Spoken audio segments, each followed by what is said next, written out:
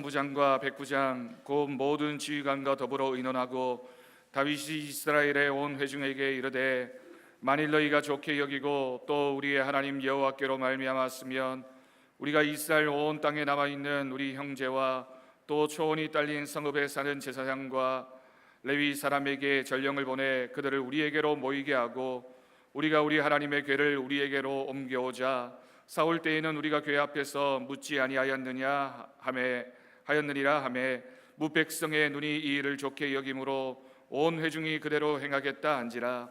이에 다윗이 애굽의 시홀 시내에서부터 하맛어기까지 온 이스라엘을 불러 모으고 기랴리여림에서부터 하나님의 궤를 메어 오고자 할세 다윗이 온 이스라엘을 거느리고 바알라 곧 유다에 속한 기랴리여림에 올라가서 여호와 하나님의 궤를 메어 오려 하니 이는 여호와께서 두 그룹 사이에 계심으로 그러한 이름으로 일컬음을 받았더라. 하나님의 궤를 새 수레에 싣고 아미나답의 집에서 나오는데 우사와 아이오는 수레를 몰며 다윗과 이스라엘 온 무리는 하나님 앞에서 힘을 다하여 뛰놀며 노래하며 수금과 비파와 소고와 제금과 나팔로 연주하니라. 기돈의 타작마당에 이르러서는 소들이 뛰므로 우사가 손을 펴서 궤를 붙들었더니 우사가 손을 펴서 궤를 붙듦으로 말미암아 여호와께서 진노하사 치심에 그가 거기 하나님 앞에서 죽으니라. 여호와께서 우사의 몸을 찢으셨으므로 다윗이 노하여 그곳을 베레스 우사라 부르니 그 이름이 오늘까지 이르니라. 그날에 다윗이 하나님을 두려워하여 이르되 내가 어떻게 하나님의 궤를 내 곳으로 오게 하리요 하고 다윗을 궤를 옮겨 자기가 있는 다윗성으로 메어 드리지 못하고 그 대신 가드 사람 오벳에돔의 집으로 메어 가니라. 하나님의 궤가 오벳에돔의 집에서 그의 가족과 함께 석 달을 있으니라. 여호와께서 오벳에돔의 집과 그의 모든 소유의 복을 내리셨더라. 아멘. 오늘 말씀을 통해서도 우리 하나님이 주시는 귀한 은혜의 자리로 또한 믿음의 자리로 복의 자리로 나아가는 귀한 심령들이 되어지기를 간절히 바랍니다. 동남아시아에 가게 되면 인도네시아라고 하는 나라가 있습니다. 인도네시아라고 하는 나라의 이름은 우리가 자주 듣게 되지만 사실은 그 나라가 어떤 나라인지 잘 모를 때가 있습니다. 인도네시아라고 하는 이 나라는 이슬람 교도들이 많이 살고 있는 무슬림 국가입니다. 그래서 전 세계적으로 가장 많은 무슬림들이 사는 나라가 중동에 있는 것이 아니라 사실은 아시아의 인도네시아에 가면 있습니다. 인도네시아는 그처럼 굉장히 많은 무슬림들이 살고 있는 나라입니다. 근데 며칠 전에 그 나라와 관련해서 신문 기사가 난 적이 있었습니다. 우리나라에서 우리나라를 대표하는 많은 음식들이 있는데요. 유명한 음식들이 참 많이 있지만 그 중에 하나가 라면입니다. 근데 우리나라에서 인도네시아로 라면을 많이 수출을 했는데 인도네시아가 우리나라에서 수출하는 그 나라로 수입되는 라면, 우리 한국 라면에 대해서 수입 금지 조치를 내리게 됩니다. 왜냐하면 그 라면을 엄격하게 성분 분석을 해보니까 그 라면에서 돼지 DNA가 발견되게 된 거죠. 라면에 돼지 DNA라고 하는 건 돼지가 본격적으로 들어간 게 아니라 아주 작은 미량의 성분으로 돼지 DNA가 나왔다라고 하는 뜻이거든요.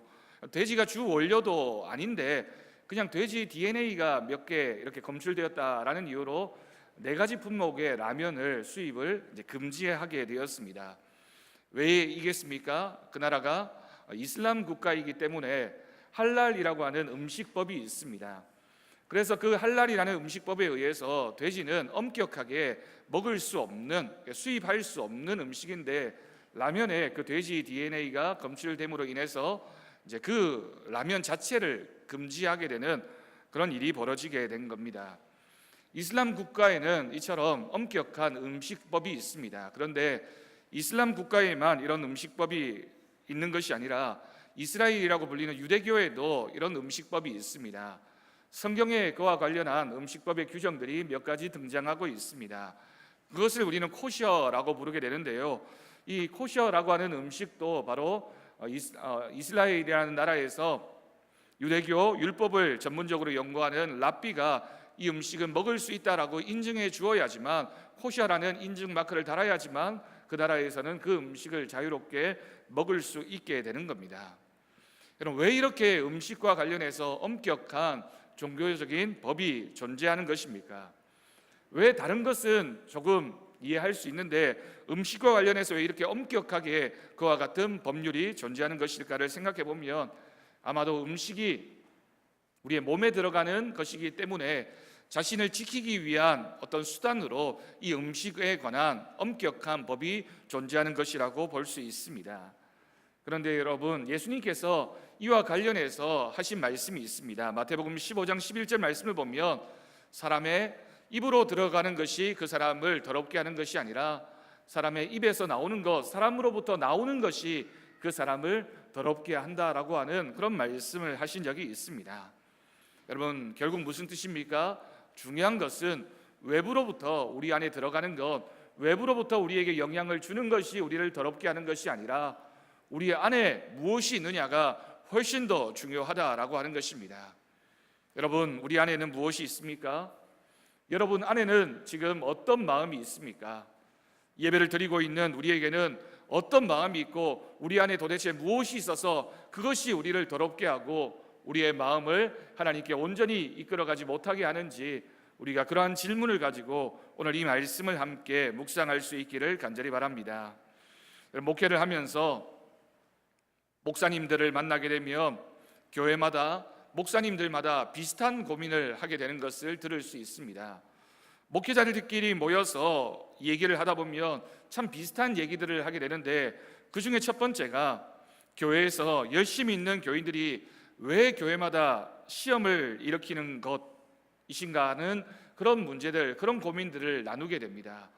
분명히 열심히 있는 성도들인데 그 열심히 있는 성도들이 시험도 동시에 일으키게 된다라고 하는 겁니다. 두 번째 고민은 목회자가 교인들을 위해서 열심히 기도하지만 왜 하나님께서는 그런 기도에 다 응답해 주시지는 않는가라고 하는 그런 고민들을 가지고 있습니다. 여러분, 이 두 가지 고민들은 참 중요한 고민이기도 하고 어쩌면 저의 고민이기도 한 문제라고 할 수 있습니다. 이 문제에 대해서 기도하면서 또 때로는 책을 읽으면서 하나님께서 저에게 주신 깨달음이 있었습니다. 첫째는 열심은 있지만 순종이 없는 교인들이 참 많이 있다라고 하는 겁니다.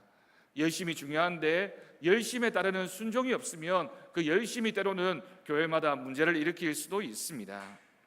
두 번째는 무조건 우리가 기도하면서 잘 되기를 바라지만 정말 그것이 하나님의 뜻인지를 모르고 기도할 때가 있다라고 하는 겁니다.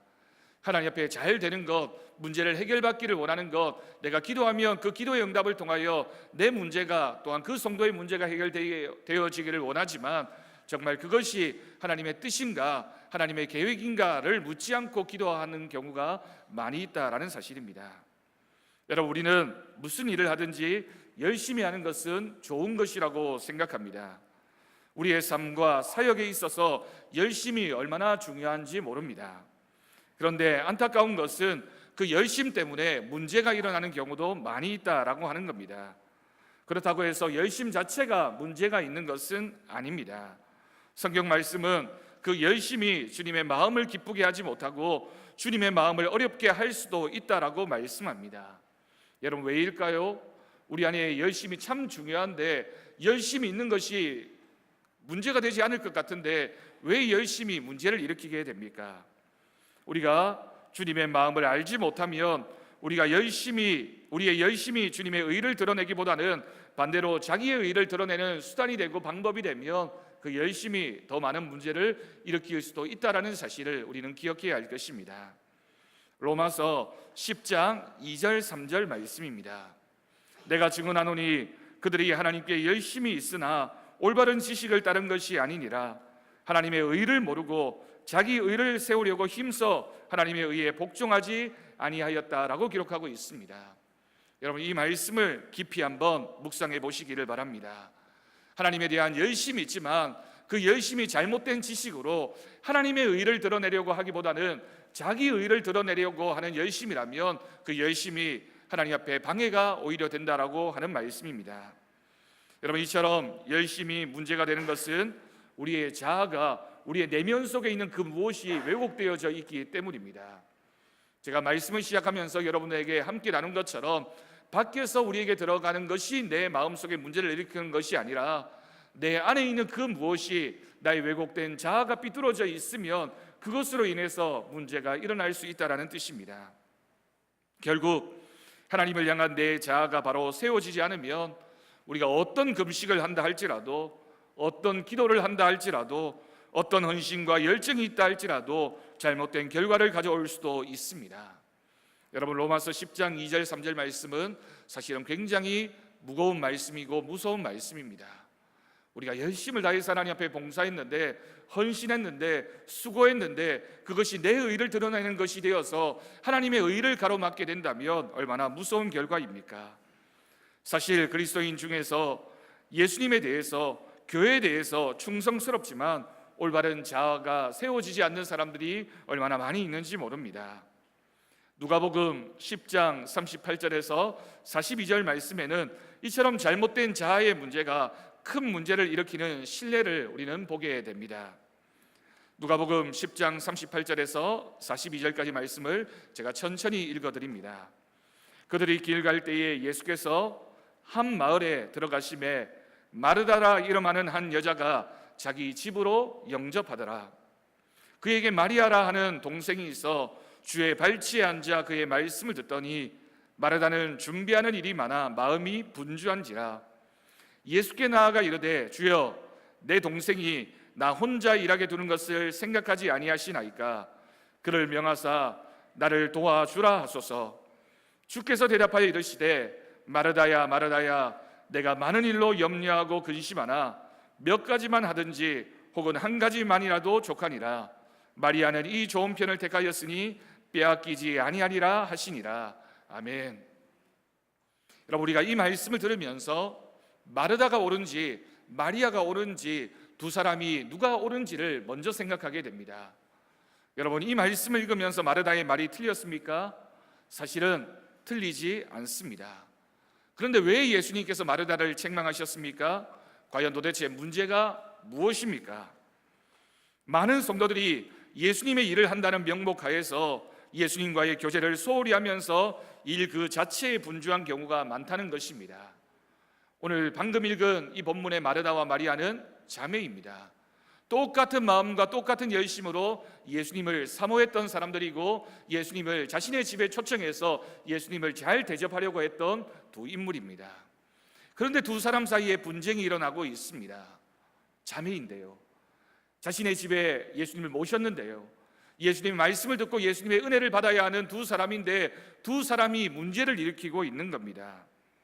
열심히 일한 마르다이지만 주님과의 교제를 소홀히 하니 결국 마르다의 열심에서 드러나게 되는 것은 내 자아입니다. 내가 이처럼 열심히 하고 있는데 저 사람은 왜 나와 같이 함께하고 있지 않느냐? 나는 이렇게 열심히 예수님을 섬기고 있는데 저 친구는, 저 사람은 왜 예수님 옆에 붙어서 예수님에게 잘 보이려고만 하고 있느냐? 라고 하는 생각이 마르다의 마음속에 생겨나게 된 것입니다. 다시 말해서 왜곡된 자기 과시가 드러나게 된 것이죠. 예수님을 위한다고 하는 열심인데 결국 동생을 향해서 불평하고 있고 예수님의 마음도 불편하게 만든 셈입니다. 여러분, 이것이야말로 바로 주님의 마음을 알지 못하는 열심이 가져온 결과이고 왜곡된 자아가 우리의 마음속에 있을 때 어떤 결과를 우리에게 가져오게 하는지를 잘 보여주고 있는 겁니다. 마르다의 마음속에 깨끗하고 열심 있는 마음은 있었지만 그 마음에 왜곡이 일어나게 되고 마리아를 향해서 왜곡된 자아를 투영하게 되었을 때 결국에는 불평할 수밖에 없었고 예수님의 마음도 불편하게 만들어 버렸습니다. 비슷한 이야기가 사도행전에도 등장하고 있습니다. 사도행전 6장 1절에서 6절까지의 말씀을 봅니다.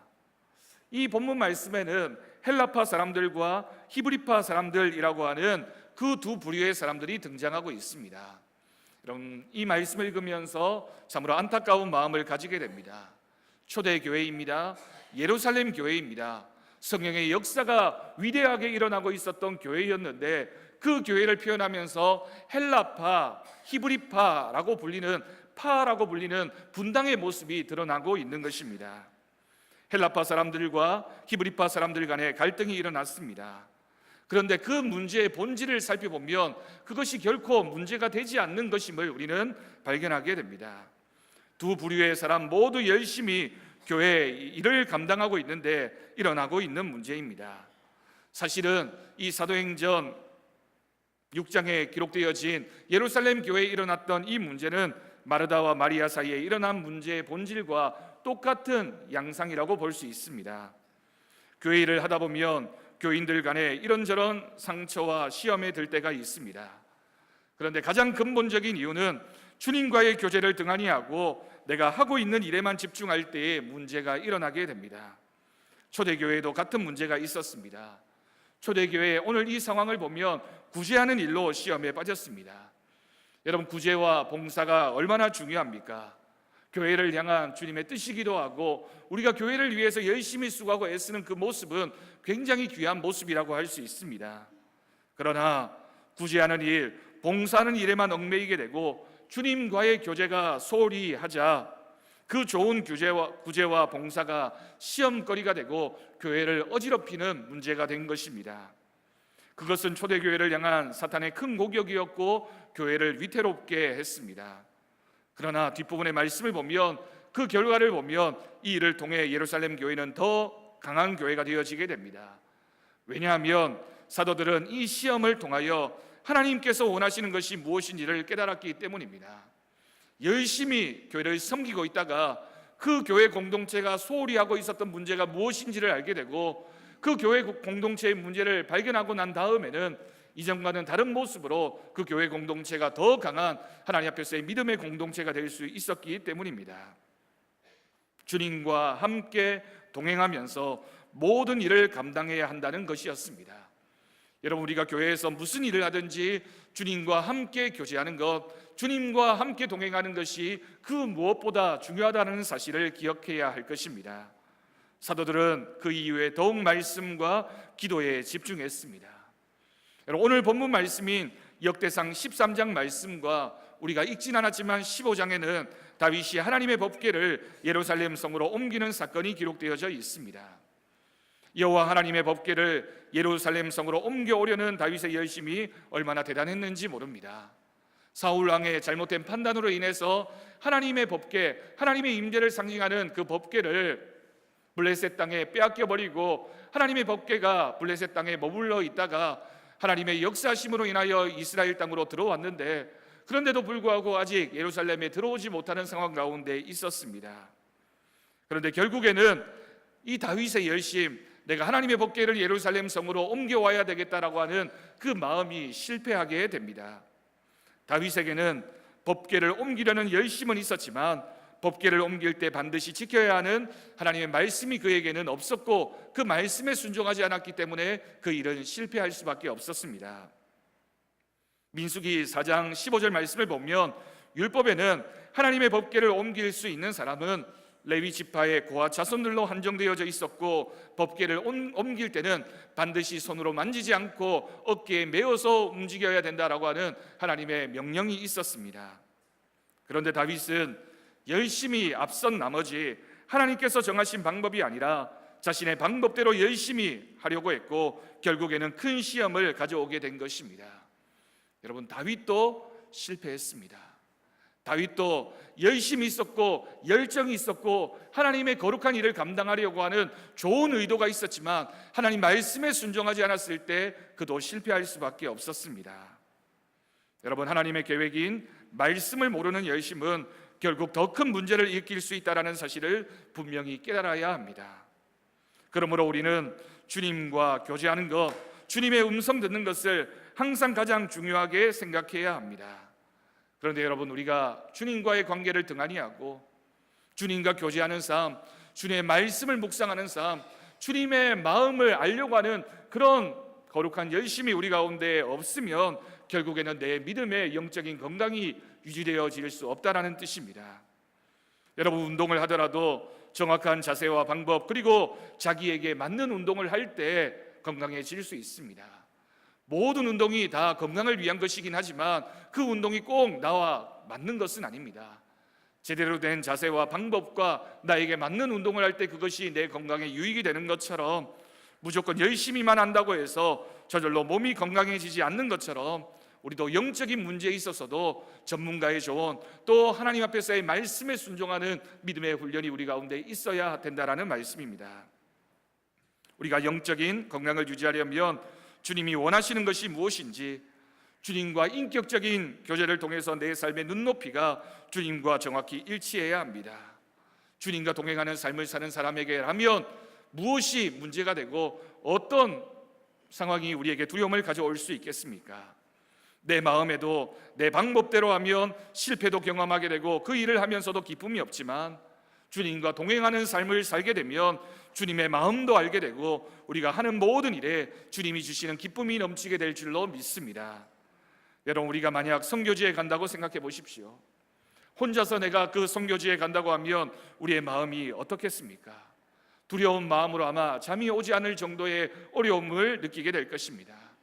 하지만 내가 선교지에 가는데 부모 형제도 같이 가고 목회자도 함께 하고 온 성도들이 다 같이 간다고 하면 어떻겠습니까? 아마도 가볼만 하다고 생각이 들고 안심도 되고 용기도 생길 것입니다. 그런데 우리가 무엇을 하든지 주님이 우리와 동행하신다, 주님이 나와 함께 하신다라는 믿음이 있으면 우리가 무슨 일을 하든지 언제나 하나님 앞에 건강한 모습으로, 또한 두려워하지 않고 그 모든 일들을 감당해 나갈 수 있을 것입니다. 우리가 살면서 느끼는 두려움과 걱정의 대부분은 이처럼 내가 나 혼자의 힘으로 한다라고 생각할 때 생겨나게 되는 것입니다. 여러분, 우리 주님은 그렇다면 어떨까요? 우리 주님은 우리와 늘 동행하기를 원하십니다. 눈에 보이지는 않지만 우리 안에 계시는 예수님은 늘 우리와 함께 하십니다. 그런데 늘 우리와 동행하는 주님을 생각하지 않고 내 열심, 내 방법, 내 고집을 따르게 되면 결국 영적으로 탈진할 수밖에 없다라는 것입니다.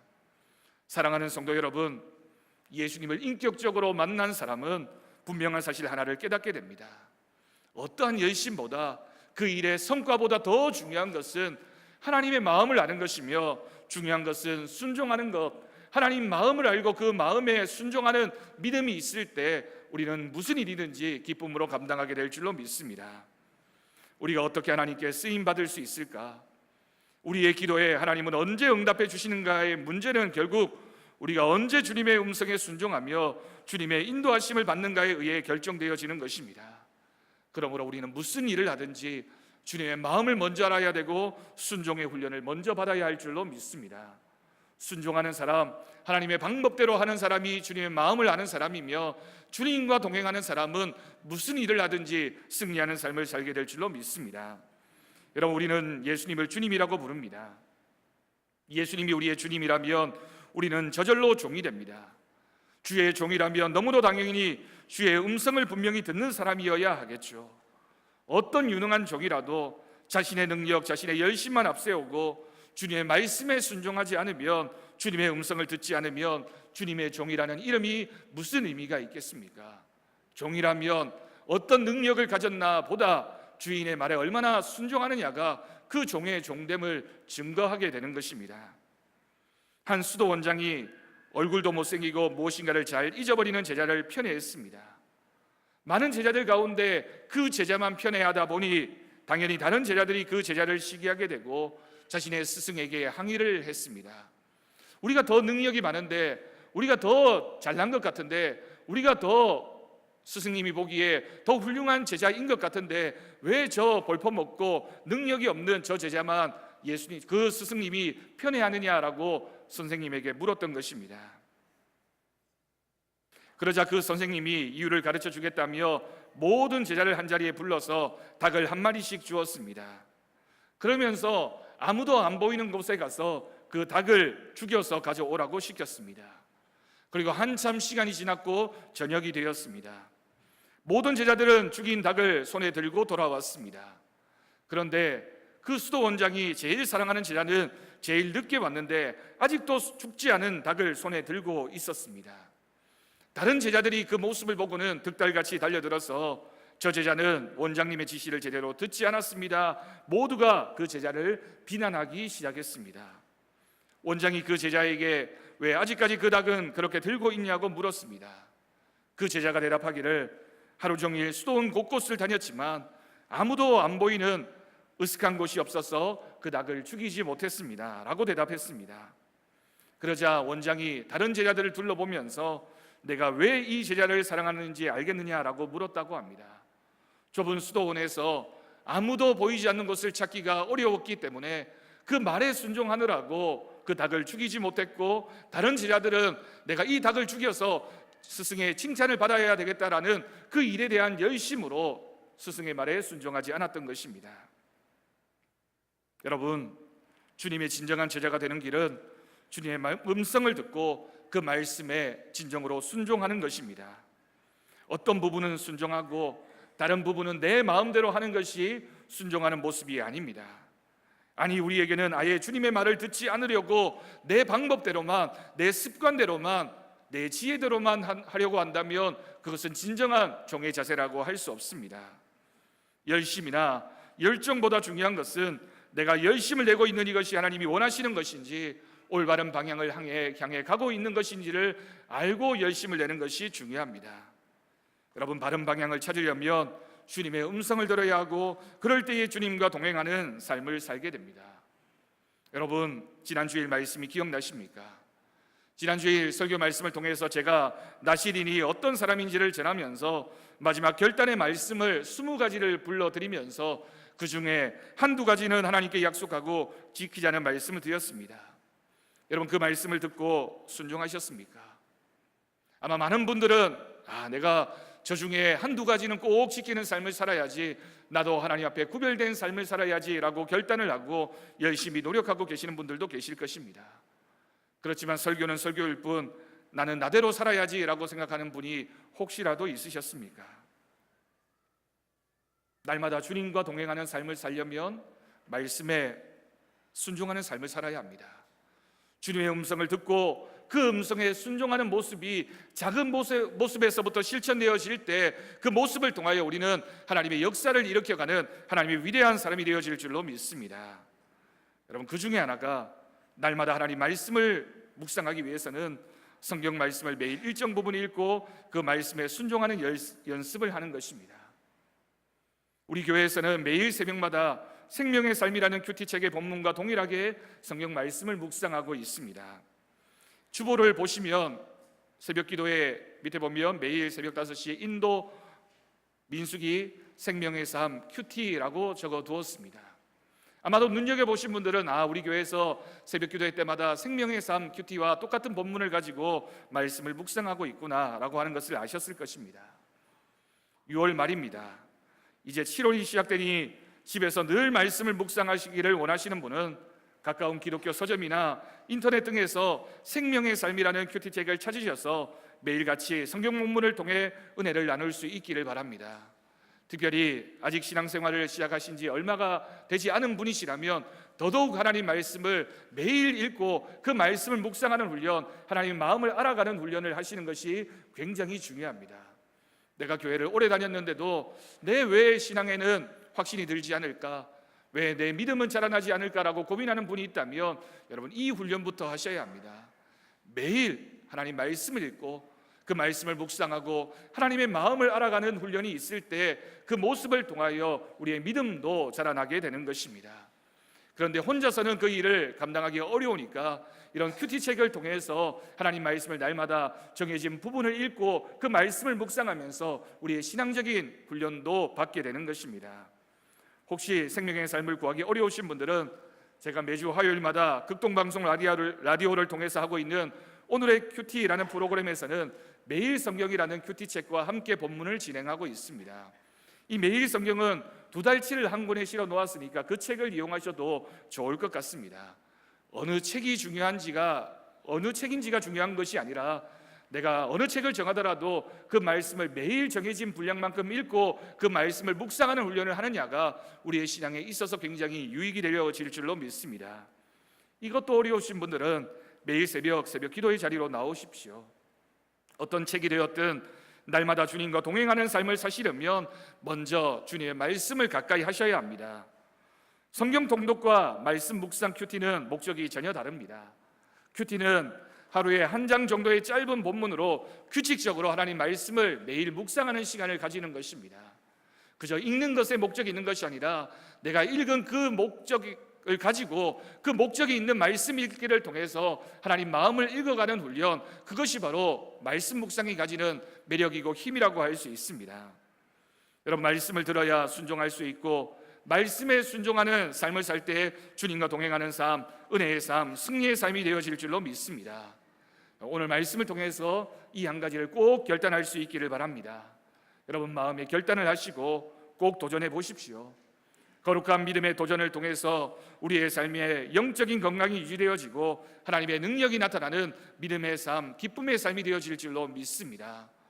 이번 주간에는 꼭 서점으로 달려가셔서 생명의 삶이든 매일 성경이든 어떤 책이든지 한 권 구입하셔서 한 달이라도 두 달이라도 세 달이라도 한번 도전해 보시고 그 기간이 일정 부분 지나고 나면 내 믿음이 얼마만큼 규칙적으로 성장해 가고 있는지를 여러분 확인하게 되실 것입니다.